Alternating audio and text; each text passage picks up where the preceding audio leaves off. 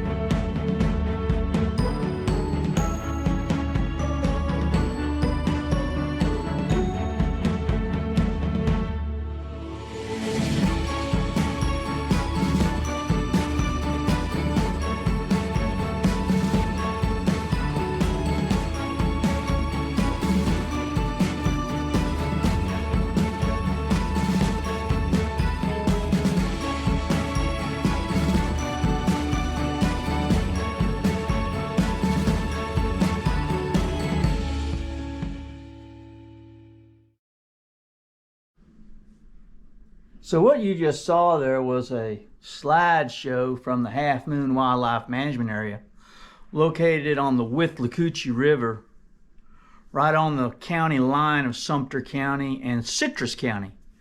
And there are a couple of other management areas that are in the surrounding area. Potts is on the other side of the river, and then there's Flying Eagle, which is on the river, and then Jumper Creek.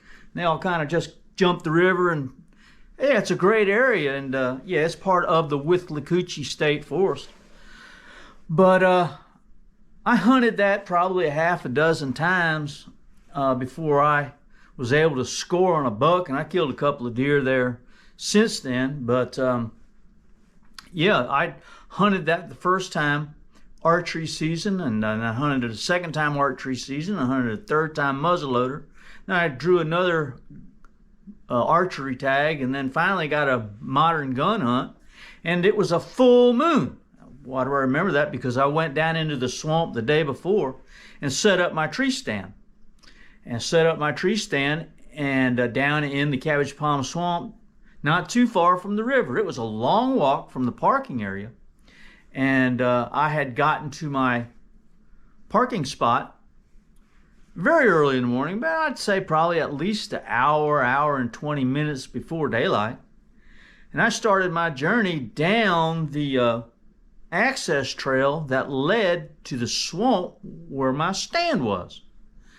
And I'm telling you all of this because it was a life-changing, as far as my hunting career is concerned, experience. Hunting will do that for you. It will give you moments when you're by yourself and that really no one else can identify with. Because I walked down that trail and I was quite nervous about doing it. I'm really not excited about walking through the swamp in the dark, but I thought maybe it was something that I needed to do. Well, I had kind of an idea of how to get there in the dark, and I had my hunting buggy with me and my little backpack and my rifle. And when I got to the parking area, there was nobody else there. And so I just went through the gate, walked through the gate to the access trail, and started my way down that thing. And at the end of that access trail, I was supposed to take a left. And at that left was a sawgrass pond. And as I made my walk, which is probably a 40-minute walk, to my stand, maybe a little longer, a 40-minute walk to the sawgrass pond where I was supposed to take a left. I came to that sawgrass pond in the darkness, and I had created or was able to acquire a sense of boldness And I wasn't using my flashlight because, again, it was a full moon, right? And my eyes adjusted, and I experienced a moment there at that crossroad, at that cross where the trail met the sawgrass pond. Huge oak trees hanging down, water shimmering there, and the moonlight and the moon hanging in the sky made a scene that I just had to stop and look at. It was quite mesmerizing. And yeah, it was a moment for me. It was so much a moment for me that I drew a picture of it. Of course, you guys know that I like to draw. And I kind of document some of my hunts through drawing. And I'm not going to try and convince you that I'm a great artist. But I drew these pictures for my own benefit. And here you'll see. Hope you can see that well enough. There's the trail. I'm walking down the trail, and I come to the sawgrass pond here, and there's the moon, and you'll see the moon has a face on it. That's the man in the moon. And here are the oak trees, and all the oak trees have faces on them. They're like monster trees reaching down to grab me and gobble me up. And underneath these trees, you'll see down here little gnomes, little creatures scurrying around, following me while I'm making my way down that trail. That's the way it felt. Down there by myself, an hour and 15 minutes before daylight. Man, it's not a normal thing to do. If ever you're a little nervous about walking in the darkness, well, you're not alone. I get nervous about walking in the darkness too. And we set up rules for ourselves. When no flashlights, no making noise, and you gotta, and it makes it hard. But yeah. That was my experience. It was pretty cool. But I made my way, and it was a sure enough full moon. And we've always heard the influences that the moon has on our hunts, right? And I was concerned that it was a full moon because also I'm a fisherman. And I always heard that the fishing was better like a few days before a full moon. But when the full moon occurs, that somehow the fishing goes south. That it just drops off. And if you're a bass fisherman, you know that you're fishing for the bite, right? You're there waiting for the bite. And when the bite occurs, that's your best opportunity to catch your limit, right? And that's, of course, feeding time. But depending on the moon depends on how strong a feeding time you're going to have. So it is with deer hunting. Deer are influenced by the moon. Let's face it, how much attention should we pay to the moon and its influences on wildlife? You see cows all out in the pasture, sitting underneath the oak trees you drive by, and they'll sit there for 3 or 4 hours, and then for some reason they'll just all get up and start feeding all at the same time. Is that influenced by the moon? Well, maybe. What if it is? What if it is a major and minor feeding time influenced by the moon? The tide comes in and it goes out. Why? Because of the gravitational pull of the moon. I want to know when it's going to be high tide, and I want to know when it's going to be low tide if I'm going to the Gulf to go fishing, because the fish are influenced by the tidal current created by the moon. I remember fishing in a bass tournament up on the St. Johns River, way up by Palatka. That river gets real wide, and it's influenced by the tide.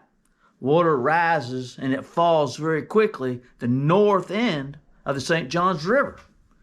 We were catching fish on rattle traps on the rising tide. And as soon as it topped out and started to fall, well, then you couldn't catch any more fish. Well, back to half moon. I've been told that deer don't move during the day, early in the morning, during the full moon, because they're up all night, using the light to their advantage to feed and socialize and breed. And I have to tell you, that was kind of my experience. I had gotten there very, very early in the morning, like I'd said, made my journey to my stand. I was able to find my stand and get in it. And I sat there for 8 hours before I saw a single deer. I saw a small doe making her way through the palms and the palm fronds and the oak trees, and behind her was a 10-point buck. And I was able to shoot that buck. I got another picture here to show you. I drew a picture of myself dragging that deer. Look at that. Dragging that deer back to the tree stand. That was a great experience. But I killed that deer 2:30 in the afternoon. 2:30. No, let me rephrase that. I saw the doe at 2:30, and cat and mouse with the buck. I saw the buck. He disappeared. He reappeared, disappeared, and all that palmetto stuff. It's hard to see him. He was about 80 yards out. I shot that deer. What an awesome experience. And yeah, and it had carried over that suddenly a full moon meant something to me. And yeah, to kill that buck in the middle of the day like that, when everybody else was either gone home or planning an afternoon hunt, I was still in my stand. I did not see another hunter that whole time.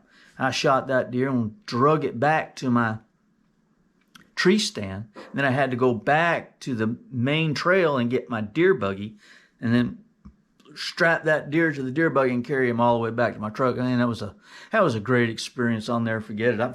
That deer was on the slideshow. But that followed up another hunt, which was not a full moon. It was a dark moon, and I shot at this deer with my bow at the Half Moon Wildlife Management Area, let's be fair, about a half a mile from where I'd shot that 10-point. This is Whiteface.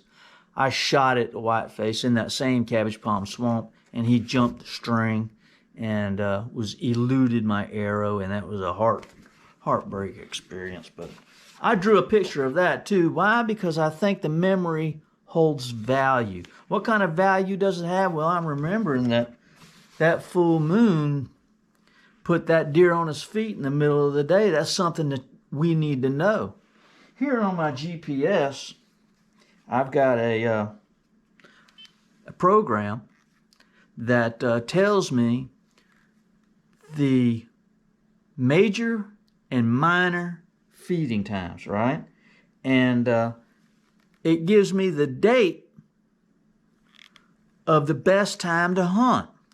What I'll need to do is I will go on to my calendar, and I usually hunt. My hunting schedule occurs one day a week, and if I can pull away on a weekend, I'll pull away on a weekend. But what I've always done was I'd hunt on Thursdays, because at work I can clean up what I miss on Friday. But I'm getting to the point in my life now I can just take off whenever I take the notion to. So I'm going to start using the good days and the better days to my advantage. It is a fact that deer are influenced by moon phases. Not always. I don't know how much of a percentage you should put into the equation. But if I have a choice between Monday, Tuesday, Wednesday, Thursday, and Friday, and Wednesday's my best day, why would I not choose to go hunting on Wednesday? And then know when that major feeding time is. If that major feeding time's at 3 o'clock in the afternoon, well, maybe I need to go get in my stand at 12. Instead of hunting from 7 to 12, maybe get my stand at 12 and hunt through 3 o'clock, maybe even till dark. That would be an afternoon hunt. So, yeah, major and minor feeding times, full moons, the influence of the moon on our hunts play a critical role on what could determine the outcome of our hunt. Who knows? But get your GPS, has hunt and fish. There are all kind of different tools out there. I think you can buy an app now and put it on your smartphone thingy and download it and know when all that stuff's going on. I don't have it on myself. I got it on my GPS. This is a pretty old GPS. It's probably behind the times as far as technology goes, but it still has all the information on it that I need in order to. It has the sunrise and sunset on here, and that's also important. I need to know when legal shooting light is. And legal shooting light changes every single day. So as the sun moves around the hemisphere, right? Or I should say the earth moves around the sun, as fall and the days get shorter and shorter and shorter, well, those times are changing. So I need to be aware of 30 minutes after official sunset. It's on this GPS I can look at. So I'm sitting in my tree stand with my high-powered rifle, and the game warden's sitting up on the road, and it's 1 minute before legal shooting light's over, and that buck steps out. I can shoot it and say, hey, I have it all right here on my GPS, right? I would never cut it that close. But, yeah, it's nice to be informed. It's nice to know when the major feeding time is, the best moon phases, what day's best, and, yeah, and hunt accordingly, putting the odds in our favor. So give that a thought, and appreciate you guys watching. Now, we're coming up, if you're still here, if you're still with me, I want to give you a copy of my book, Wild Treasures of an Outdoorsman. Email me